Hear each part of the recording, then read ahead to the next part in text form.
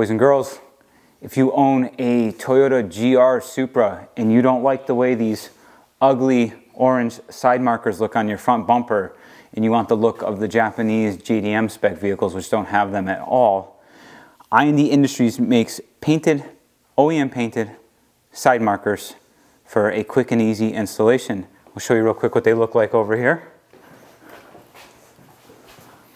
Much more seamless, clean.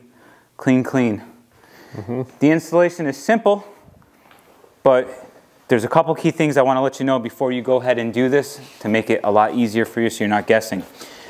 The OEM side markers are just double-sided adhesive onto the inside of the bumper.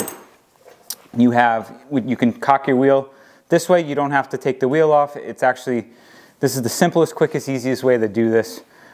Turn your wheel all the way to full lock. There are 3 10mm bolts that hold the fender liner in here. Just take the first 3 going up. That allows you to pull the fender liner off just a little bit to get your hands in behind here. Using a heat gun, apply heat evenly up and down. Be careful not to apply too much heat because you don't want to melt your paint, so check it as you're doing it. We're going to start pushing from the bottom here. There is a tab for one of the liner screws that connects right here. You can't push on the top, so we're going to push the bottom and work our way from the bottom up to the top, and as we get this all loose, we can get our hand behind here and then pull this down to get it out. And then we'll show you how to do the reverse for the install. Leave your double-sided adhesive on, just get the top started. And when you have this mostly in place, we're going to pull the tape through here. Don't take this off and then try to get this lined up because it does take some finagling to get it lined up. So sit back and enjoy this quick, easy, nice upgrade install for the GR-Supra.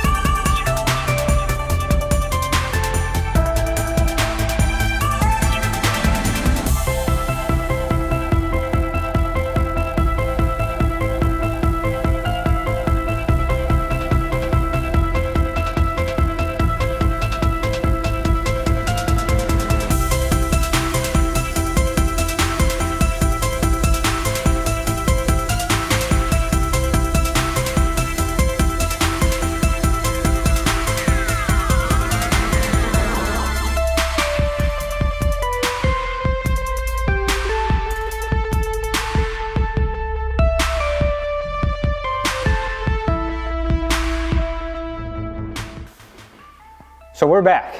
This is going to be the end of the video before, but I like the way the painted reflectors looked so good on the front. I decided to get them for the rear also, even though these are red, not orange.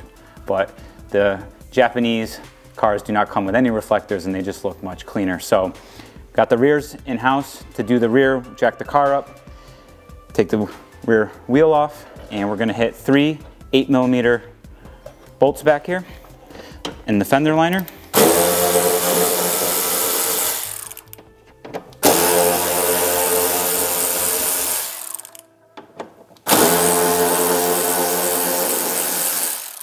Okay, and then Matt, you may want to come behind me a little bit.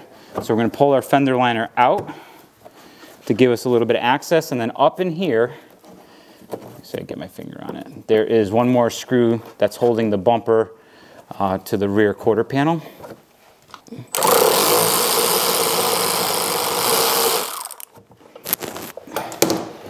Problem is, it went crooked. There it is. There's all 4. Sorry, you're just gonna have to stick your head up there and look. We can't really show that accurately on camera. So with those loose, I'm gonna change my gloves because I got a little bit of dust. Okay, clean gloves. You can grab the paint, and we're gonna just start pulling and wiggling gently and pop out. From here, we're gonna just heat. Same thing, we're gonna push this out. We're gonna be able to push more from the top than the bottom because there's less room for this to push in from the bottom than there is at the top. And we're gonna be supporting the backside of the bumper because this is a thin section of plastic. You know, we gotta get this somewhat warm in order to break the glue free. And it's gonna be a lot of forward pressure, which you're gonna see in 1 second.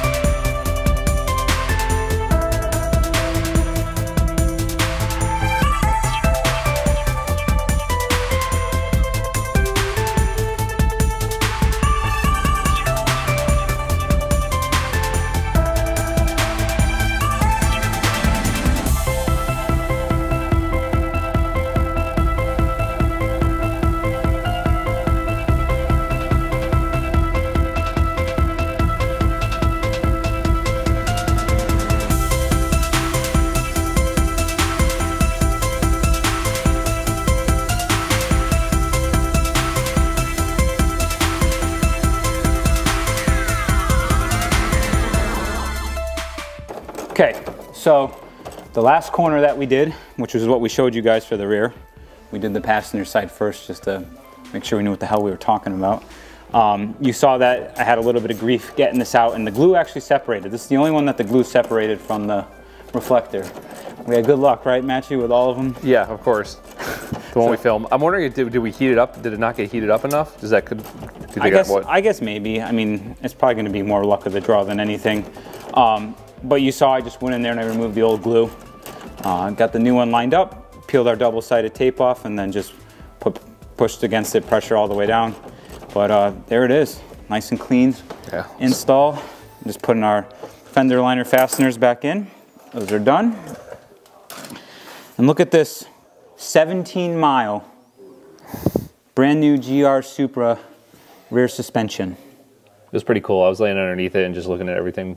Yeah, they got felt, some sort of felt-lined plastic wheel liners in here. Furry cardboard, right? Furry cardboard, yeah.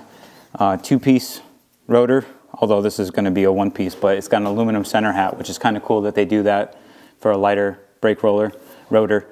Floating calipers in the rear, which is a little disappointing.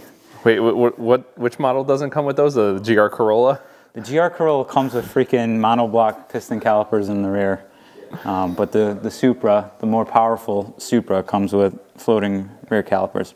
At least they're black though. Yeah, because this is the 45th anniversary edition. That was one of the things about the 45th anniversary cars that I really liked over the standard instead of red. I think that just looks better on the white. But really, being at the car at this angle, very hippie. The reason why we're doing this on jack stands is because there's snow outside, and to get this into the lift bay, I'd have to drive this outside. And Matthew, on his way over here today, got stuck with his NC Miata. That's how slick the snow is right now. So we just said, you know what, we'll just jack this up and do it as is. But much cleaner. Really like the way these look. You know, it's stupid that U.S. car regulations, we need to have stuff that is not nearly as aesthetically pleasing. But, it's stupid that we have to have those and then we still all suck at driving in the country. But I think it's really cool though that this is a thing that you can just buy, and the paint match is really good. No, it does. It looks great. I want to say I got these from IND Industries, and it wasn't a sponsor. I just bought them because I want to get them in. So we get a couple more aesthetic bits to install on Project Supra before we take it off to PPF. So next segment, we're going to be installing some nice painted mirror caps to get rid of the flat. Like, why would you put flat black mirror caps on a premium sports car? Yeah, the A-pillars and the mirrors, I think, like they both need to be color matched. At least the A-pillars and the bottom of the mirrors are gloss black. I guess that's a little bit more elegant, but the flat plastic paint, we'll show you in the next video. It's just like, why did you guys do this? Anyhow, that's it for this one, guys. Thank you so much for tuning in. We will see you all in the next one. Done.